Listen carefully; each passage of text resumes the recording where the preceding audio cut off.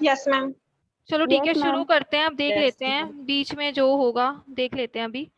ठीक है, तो इकोलॉजिकल यूजेस क्या हो गया, फॉरेस्ट रिसोर्सेज कहाँ कहाँ आते हैं, इन्वायरमेंट के बेसिस पे हम कहाँ कहाँ यूज करते हैं। तो वो बोलते हैं टिपिकल ट्री जो है वो कमर्शियल गुड्स प्रोड्यूस करता है कितने अमाउंट तक, $590 तक। तो ये इन्वायरमेंटल सर्विस भी प्रोवाइड करता है कहाँ से कहाँ लेके, $196 टू $250। देखो ट्रीज तो हर जगह, ट्रीज का यूज है पेपर बनाने में, टिम्बर बनाने में, ये सारी चीजें। ठीक है, ट्रीज हर जगह यूज होता है। तो इकोलॉजिकल सर्विसेज जो फॉरेस्ट प्रोवाइड करते हैं वो क्या प्रोवाइड करते हैं, पहले तो वो ऑक्सीजन प्रोवाइड करते हैं, ट्रीज से ही हमें ऑक्सीजन मिलते हैं।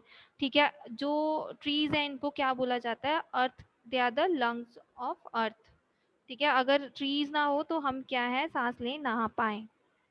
ठीक है, आवाज आ रही है सबको मेरी? Yes Yes, ma'am. ma'am.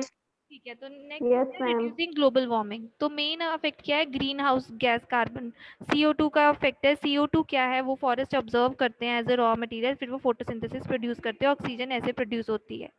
ठीक है, तो ट्रीज, फॉरेस्ट क्या है, वो एक शेल्टर, मतलब जो है ट्रीज से हमें क्या है, हमें ऑक्सीजन मिलता है, इन्वायरमेंट अच्छा मिलता है। तो ये क्या है प्रॉब्लम, जितने ज़्यादा पेड़ होंगे उतनी कम ग्लोबल वार्मिंग होगी। ठीक है, और ग्रीन हाउस अफेक्ट क्या है, ग्रीन हाउस गैस है CO2 कोई अच्छी नहीं है। ठीक है, वो पूरी तरह अफेक्ट ही करेगी। ठीक है, इसके अलावा वाइल्ड लाइफ हैबिट में क्या है, जो फॉरेस्ट है they are the house for million of क्या है, एनिमल्स। ठीक है, तो जो भी है वाइल्ड एनिमल्स, प्लांट्स हो गए, अबाउट 7 मिलियन स्पीशीज रहते हैं फॉरेस्ट में अकेले। तो ये इकोलॉजिकल यूजेस के लिए, इकोलॉजिकल मतलब सराउंडिंग, नॉर्मल, इसमें सारे चीज़ें आ जाती हैं, कैसे यूज होते हैं, पेड़ों का क्या यूज है। रेगुलेशन ऑफ हाइड्रोलॉजिकल साइकिल, तो इसमें क्या है, जो फॉरेस्ट वाटरशेड होता है, जैसे जाइंट स्पॉन्जेस, जैसे रेनफॉल को ऑब्जर्व करना, बड़े बड़े पेड़ होते हैं, ऐसे बारिश होगी। ठीक है, slow down the run of and slowly release the water for recharge of springs. ठीक है, slow down the run of मतलब एकदम से, जैसे लैंडस्लाइड्स होते हैं ना, पर कई बार क्या है उन चीज़ों को वो बचाते भी हैं, जितने ज़्यादा पेड़ होंगे उतना ज़्यादा ही क्या है हमें ट्रांसपिरेशन, प्रेसिपिटेशन, ये तुमने पढ़ा होगा, उसमें ही फायदा होगा। ठीक है, रेगुलेशन मीन्स एक प्रॉपर प्रोसेस में चलता है जो हाइड्रोलॉजिकल साइकिल है। सॉइल कंजर्व करके रखता है, फॉरेस्ट क्या है, फॉरेस्ट क्या है, बाइंड करके रखता है पार्टिकल्स को टाइटली रूट में, ताकि सॉइल इरोजन ना हो। ये जो हम क्रॉप्स उगाते हैं, सारा कुछ होता है, तो ये क्या है, बाइंड मतलब जोड़ के रखता है। ठीक है, अगर फॉरेस्ट ना हो तो क्या है, बारिश होगी ऐसे ही सब कुछ गिर जाएगा, गीला हो जाएगा, या इधर उधर सब खराब हो जाएगी सॉइल। ठीक है, तो पोल्यूशन मेडिएटर्स, फॉरेस्ट क्या है, वो टॉक्सिक गैसेस क्या है ऑब्जर्व कर लेती हैं और हेल्प करता है एयर को प्योर एंड क्लीन रखने में। ठीक है, तो ये फॉरेस्ट के यूजेस हैं। तो ओवर एक्सप्लॉइटेशन ऑफ फॉरेस्ट क्या है, देखो अगर फॉरेस्ट का इतना फायदा भी है, पर ह्यूमन क्या है, आजकल आजकल सब कुछ आर्टिफिशियल मैनमेड चल रहा है। तो ह्यूमन उसका क्या है, ओवर एक्सप्लॉइटेशन मतलब गलत यूज कर रहे हैं। जैसे अगर हमें पता है फूड के लिए हमें कितना फॉरेस्ट चाहिए, हमें पेपर के लिए कितने पेड़ चाहिए, हम उससे ज़्यादा कर रहे हैं लालच में, कि हम अगर इससे ज़्यादा प्रोड्यूस करेंगे तो हमारे बिजनेस के लिए प्रॉफिट होगा। तो वो क्या है, हम क्या कर रहे हैं, ओवर एक्सप्लॉइटेशन कर रहे हैं। ठीक है, जैसे जैसे सिविलाइजेशन मतलब अर्बन एरियाज बढ़ रही हैं, लोग शिफ्ट हो रहे हैं। ठीक है, तो जहाँ पे ऐसे हिली एरिया या जहाँ पे पेड़ ही पेड़ है, वहाँ पे काट के वो कहाँ है, रहने की जगह बना रहे हैं, तो वो क्या है, सब कुछ खत्म हो रहा है। ठीक है, हमारी फॉरेस्ट कितना कंट्रीब्यूट करते हैं नेशनल इकोनॉमी को भी, फॉरेस्ट का कंट्रीब्यूशन भी है। तो इंटरनेशनल टिम्बर ट्रेड मतलब जो बाहर जाता है फॉरेस्ट पेड़ कट के, तो यूएस में कितना है, $40 बिलियन पर ईयर। तो सोचो कितना पेड़ कटता होगा। फ्यूल, वुड, चारकोल, इसका एकदम से ज़्यादा यूज़ करना, अर्बन एरिया हर जगह कुछ ना कुछ बना देना, agriculture industry area, over grazing मतलब चारना। जैसे अब जो भी है, काऊ होगी या कुछ भी है, इनको जितनी फीड चाहिए उससे ज़्यादा तुम इनकी ओवर ग्रेजिंग करा रहे हो, तो वो क्या है, you are doing over exploitation of forest. ठीक है, क्लियर है सबको? यस। तो डिफॉरेस्टेशन में यस। क्या है, तो टोटल फॉरेस्ट एरिया में कितने हैं, 1990 में कितने थे, 7,000 मिलियन हेक्टर्स, जो कि कम हो गया है 2,890 मिलियन हेक्टर्स में 1975 में, और आगे कितना कम हो गया, अब 2,300 मिलियन हेक्टर रह गया 2000। ठीक है, तो अब भी दे सोच लो, अभी भी बहुत कम हो गया है। क्यों? क्योंकि रीजन बीइंग ये बुश फायर लगी है, जैसे ऑस्ट्रेलिया में आग लगी थी। ठीक है, पता है ना, बुश फायर जो बहुत ज्यादा ह्यूमिड क्लाइमेट हो जाए, गर्मी बहुत ज्यादा होगी, तो क्या होते हैं, पेड़ आपस में क्या है, जब वो आपस से टकराते हैं तो क्या है, वो एक जनरेट होती है एनर्जी, जिससे आग लग जाती है पेड़ों में खुद ही। तो उसका रीजन क्या है? ग्लोबल वार्मिंग या इन्वायरमेंट साफ नहीं, उसकी वजह से ये चीजें होती हैं। ठीक है, तो डिफॉरेस्टेशन रेट जो है, ठीक है, इन टेम्परेट है, कुछ कंट्रीज में बहुत ज़्यादा है, ठीक है, जहाँ पे 40 to 50% हाई है एट प्रेजेंट। तो डिफॉरेस्टेशन तो बहुत ज़्यादा है। डिफॉरेस्टेशन आप लोग देखोगे हर जगह कुछ ना कुछ ओपन हो रहा है, नया ओपन हो रहा है। तो वो ऐसे नया कैसे ओपन हो रहा है? वो पेड़ सब कुछ ये काट रहे हैं, इसीलिए ओपन हो रहा है। ठीक है, तो फॉरेस्ट एरिया इन इंडिया क्या है, वो स्टेबलाइज सिंस 1982 में था, जहाँ पे सिर्फ 0.04% डिक्लाइन हुआ था एनुअली। ठीक है, तो ये सिर्फ तुम्हारे नंबर्स हैं, ये तुमने याद करना हो कर लेना, नहीं तो एज सच तुमने डिफॉरेस्टेशन के इफेक्ट लिखने हैं।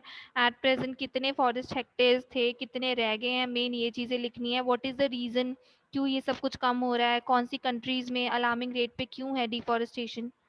ठीक है, तो क्लियर है यहाँ तक सबको?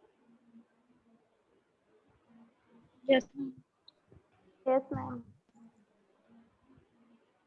ठीक है, ठीक है, बस इतना।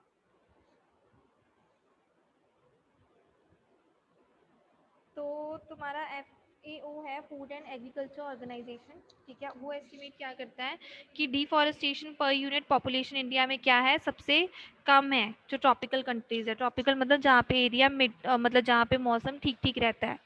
ठीक है, despite the fact that we have a huge population size, हमारा पॉपुलेशन साइज बहुत ज़्यादा है और फॉरेस्ट एरिया बहुत कम है। रीजन बीइंग अर्बनाइजेशन, लोग मूव हो रहे हैं एक जगह से दूसरी जगह। ठीक है, तो स्टिल क्या है, हम पीछे हैं 33% फॉरेस्ट एरिया कवर करने में, जो कि नेशनल फॉरेस्ट पॉलिसी है कि इतना परसेंट होना चाहिए। पर स्टिल हमारे कितना है, जो ट्रॉपिकल कंट्रीज हैं उसमें है 19.27% ऑफ अवर लैंड एरिया। ठीक है, तो होना कितना चाहिए, 33%। तो हम बहुत ज़्यादा पीछे रह रहे हैं। तो major causes shifting cultivation, cultivation यही है कि कल्टीवेशन जो है प्रैक्टिस अपना शिफ्ट कर लेते हैं एक जगह से दूसरी जगह। ठीक है, उनको लगता है कि दूसरी जगह उनको ज़्यादा। Excuse me ma'am, network issue है, आपकी आवाज नहीं आ रही। अभी भी नहीं आ रही? हेलो मैम आ रही है मैम। आवाज बहुत कट कट कर आ रही है। बच्चे, अब नेटवर्क इशू शायद बहुत ज़्यादा है इसलिए कट कट के आ रही है। अभी आ रही है या थोड़ी देर वेट कर लो? आ रही है मैम। मम्मा आ रही है। ठीक है, तो शिफ्टिंग कल्टीवेशन में ये है, जैसे इंडिया में हमारा जो नॉर्थ ईस्ट में प्रैक्टिस होता था, ठीक है, आंध्र प्रदेश में आपकी नहीं आ रही मैम। तो बच्चे आपका नेटवर्क इशू है किसी ना किसी का। ठीक है, या तो अपना नेट चेक करो।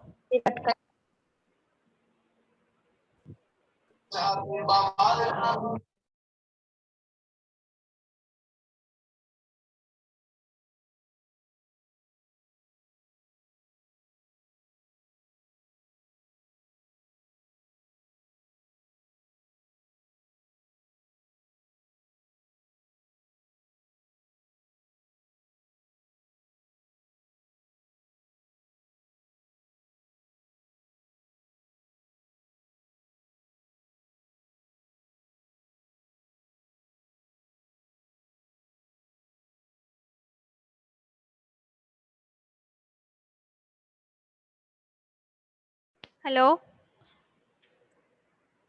Yes ma'am. हाँ जी, आ रही है अब आवाज सबको? बच्चे यस देखो, मैम। या तो आवाज क्लियर है मैम। ठीक है, कईयों का नेटवर्क इशू होगा, अब उसमें मैं भी कुछ नहीं कर सकती।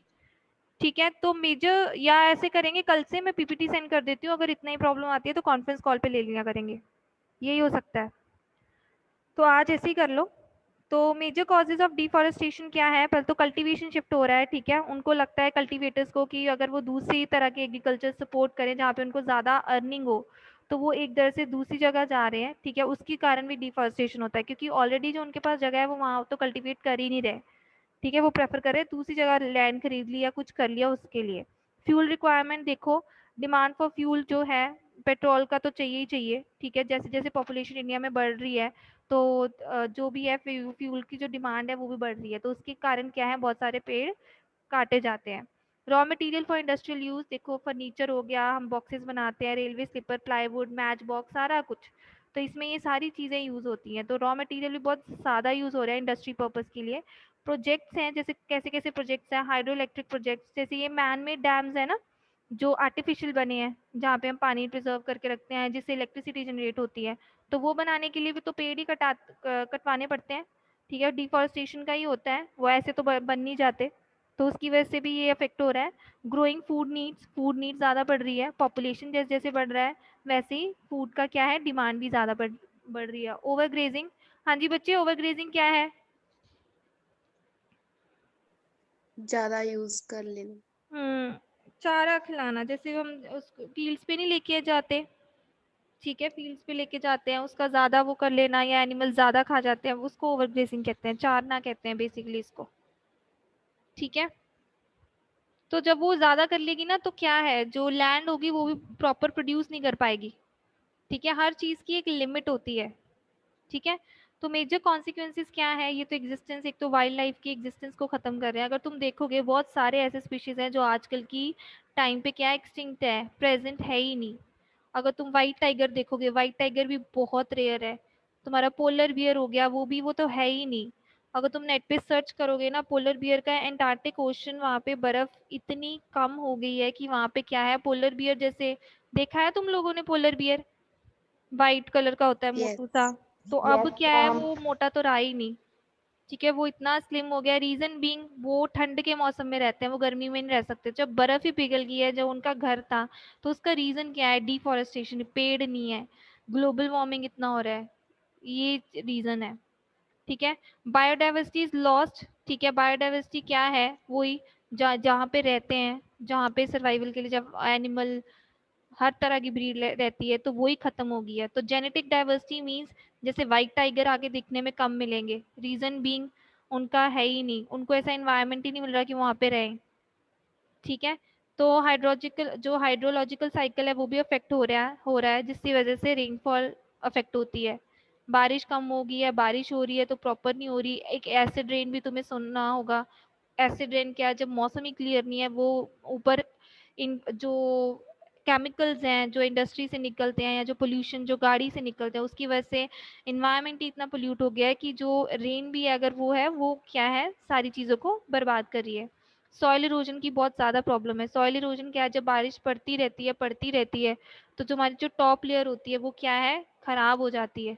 उसकी वजह से क्या है, तुम्हारा लॉस ऑफ फर्टिलिटी। अब पता है ना, इस टाइम पे ये अब कल्टीवेशन का ही टाइम है, ये जो टाइम है, तो अब जब बारिश चाहिए, बारिश होगी नहीं, ठीक है, या बारिश इतनी ज़्यादा होगी, क्या क्या है, किसानों के खेत जो है, फसल, वो सब खराब हो जाएगी, ठीक है। Hilly area it often leads to, hilly area में तो लैंडस्लाइड्स हो जाते हैं जब बहुत ज़्यादा होता है। तो फॉरेस्ट में कौन कौन सी एक्टिविटी है, एक तो टिम्बर एक्सट्रैक्शन होता है, ठीक है, जैसे जो भी है टीक वुड, ये सारा क्या है, पेड़ों से ही बनते हैं, तो वो वही सब निकालते हैं, उससे क्या है, पेड़ डैमेज होते हैं, ठीक है। तो माइनिंग माइनिंग पता है ना, माइनिंग क्या होता है, जो खुदाई करते हैं मिनरल्स एक्सट्रैक्ट करने, उससे भी बहुत अफेक्ट पड़ता है। क्यों? क्योंकि वो ज़मीन सारी खाली हो जाती है। वहाँ कई बॉम्ब ब्लास्ट भी ऐसे यूज़ करते हैं कि खुरेदने के लिए, कुछ चीज़ें निकालने के लिए, तो उसका भी बहुत ज़्यादा अफेक्ट पड़ता है, ठीक है। इससे वेजिटेशन पे अफेक्ट करता है, तुम वो लैंड दोबारा यूज़ नहीं कर सकते क्योंकि वो बंजर हो गई होती है, सारे न्यूट्रिएंट सब कुछ उसका बर्बाद हो गया होता है, ठीक है। तो ये सारे पॉइंट्स करने की ज़रूरत नहीं है, इसमें तुम 5 पॉइंट कर लेना माइनिंग के कोई भी, Okay, ma'am. ठीक है। तो आज के लिए इतना बहुत है, कल वाटर रिसोर्सेज करेंगे, ठीक है। ये पीपीटी मैं आज आप लोग के साथ अभी ग्रुप में शेयर कर लेती हूँ, तो अगर कल ऐसी प्रॉब्लम आई तो हम, मैम एक्सक्यूज मी, हाँ जी अर्जुन। मैम वो जो आपने इन्वायरमेंट वाली अपनी पीपीटी करवाई थी मैम, वो भी सेंड कर दोगे आप? इन्वॉल्वमेंट वाली कौन, इंट्रोडक्शन ऑफ इन्वायरमेंट पहली वाली? मैम यस मैम, जो पहले करवाया नहीं था हमने इन्वायरमेंट वाला टॉपिक। हाँ बच्चे, इन्वायरमेंट, ठीक है, ओके, यस, वो भी सेंड कर दूंगी। वो गूगल क्लासरूम आज क्रिएट करूंगी, वो इसमें करूंगी, पर ये वाली मैं व्हाट्सएप पे कर लूँ अभी, वो भी कर देती हूँ, Okay, आप ma'am. चेक कर लेना, ठीक है। किसी को कोई डाउट? No ma'am. चलो No, ठीक है, ma'am. ओके।